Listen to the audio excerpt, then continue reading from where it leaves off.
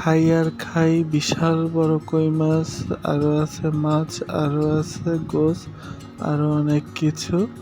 আসসালামু আলাইকুম, আশা করি সবাই ভালো আছেন। এর মধ্যে চলে গেছিলাম ফুপু বাড়িতে, দাওয়াত না এক প্রকারে, ওইখানে গেছিলাম।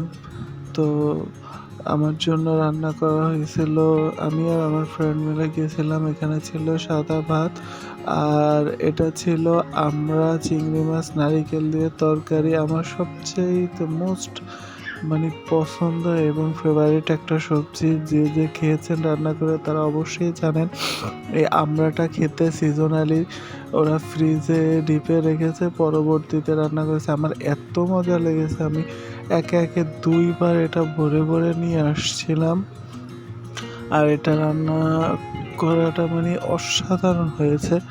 তারপরে এটা দিয়ে খেয়ে আমার মন প্রাণ দুটোই ভরে গেল। তারপরে আমি নিয়ে নিলাম এটা কই মাছ, বিশাল বড় সাইজের কই মাছ। কই মাছটা খেতেও দুর্দান্ত ছিল। আর গাছের কাঁচামরিচ, এই মরিচটা অতটা ঝালও না, আবার অতটা ঝাল ছাড়াও না, কিন্তু ভাতের সাথে খেতে দুর্দান্ত লাগতেছিল। কই মাছটা দিয়ে সম্পূর্ণ ভাতটা সুন্দর করে মেখে খেয়ে নিলাম। এর পরবর্তীতে ছিল মুরগির মাংস।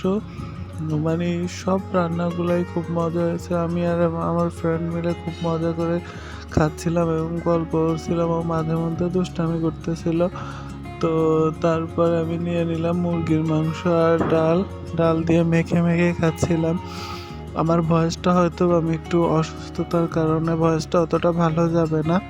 অবশ্যই সম্পূর্ণ ভিডিওটা থেকে নিজেদের লাইক, কমেন্ট এবং শেয়ার করবেন, আর সাবস্ক্রাইব করে দিবেন আমার চ্যানেলটাকে। এই আমি যে কতগুলা কাঁচামরিচ খেয়েছি যা বলার বাইরে। এইরকম নিয়ে নিয়ে প্রত্যেকটা ডলে ডলে, বললাম না অতটা ঝাল লাগে না। তো আমার ফ্রেন্ডরা দুষ্টামি করে বলতেছে সবগুলোই তো আমার পাতে দিয়ে দিছিল, পরে আবার আমি উঠায় নিয়েছিলাম। ও বলতেছে সবগুলাই আমাকে খাওয়ার জন্য।